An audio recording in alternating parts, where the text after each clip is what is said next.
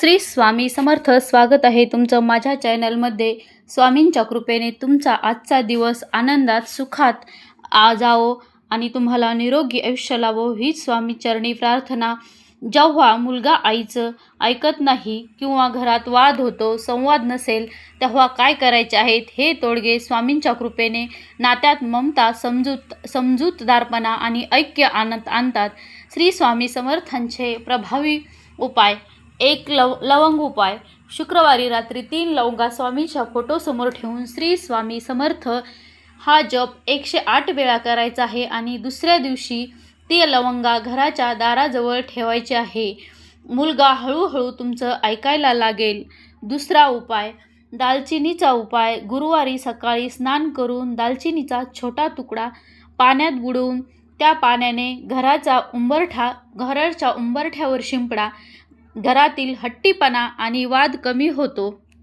वेलदोड्याचा उपाय. रविवारी रात्री 2 वेलदोडे श्री स्वामी समर्थांच्या फोटोसमोर ठेवा आणि मनात इच्छा व्यक्त करा. दुसऱ्या दिवशी ते वेलदोडे घेऊन मुलाच्या खिशात न सांगता ठेवा. तो मनातून अगदी मवाळ होतो. कापूरचा उपाय. दररोज संध्याकाळी स्वामींच्या फोटोसमोर कापूर पेटवा आणि ओम श्री स्वामी समर्थाय नमः असा जप करा. घरातील नकारात्मकता दूर होते.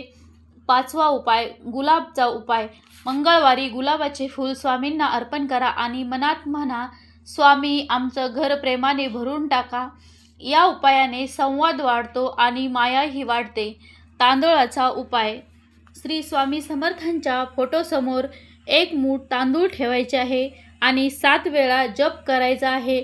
ते तांदूळ नंतर घराच्या चुलीजवळ किंवा बाहेर ठेवा. कंपाऊंडच्या आत ठेवा. घरात शांती टिकून राहते. 7वा उपाय. साखरेचा उपाय. शुक्रवारी सकाळी स्वामींना साखर अर्पण करा आणि ती साखर थोडी घरात 4ही बाजूंना शिंपडा. या उपायाने कडवटपणा कमी होतो आणि गोड बोलणं वाढतं. 8वा उपाय.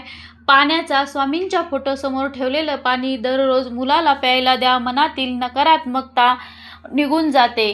9वा उपाय. नारळाचा उपाय. रविवारी नारळ फोडून त्याचं पाणी घराच्या कोपऱ्यामध्ये शिंपडा. घरातील ताणतणाव आणि अडथळे नष्ट होतात. 10वा उपाय. चंदनाचा. गुरुवारी स्वामींच्या फोटोला चंदन लावा आणि माझं घर प्रेमाने भरून टाका असं मनोमन प्रार्थना करा. घरात प्रेमाचं वातावरण टिकतं. 11वा उपाय. वेलदोडा आणि लवंग एकत्र करून कपड्यात बांधून ठेवा. स्वामींच्या फोटोसमोर ठेवा. मनातल्या रागावर या उपायाने नियंत्रण येते. 12वा उपाय. हळदीचा उपाय. गुरुवारी हळद व कुंकू गुरुवारी मिसळून स्वामींच्या फोटोसमोर लावा. पती पत्नीमध्ये तुटलेले नाते पुन्हा जुळते. 13वा उपाय. दररोज तुळशीला नमस्कार करा आणि 3 पाने पाण्यात टाकून तुळशीची पाने पाण्यात टाकून प्या. मन शुद्ध होतं. निर्णय योग्य घेतले जातात. 14वा उपाय. गुळाचा उपाय. शनिवारी स्वामींना गुळ अर्पण करा आणि कृपा करा, स्वामी कृपा करा. या उपायाने घरात संवाद वाढतो.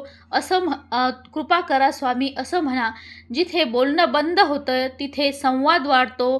पुन्हा 15वा उपाय. लाल कापडात लवंग, वेलदोडा आणि दालचिनी ठेवून स्वामींच्या फोटोसमोर ठेवा. 7 दिवसांनी ते पदार्थ पाण्यात विसर्जन करा. हट्टी स्वभावाला मुलगा प्रेमळ होतो. 16वा उपाय. कर्जमुक्तीसाठी. गुरुवारी सकाळी स्वामींच्या फोटोसमोर 5 लवंगा ठेवा. त्यावर हळद कुंकू लावा. ओम श्री स्वामी समर्थ जप 108 वेळा करा. दुसऱ्या दिवशी त्या लवंगा घराबाहेर वाहत्या पाण्यात सोडा. हळूहळू कर्ज उतरू लागतं. 17वा उपाय.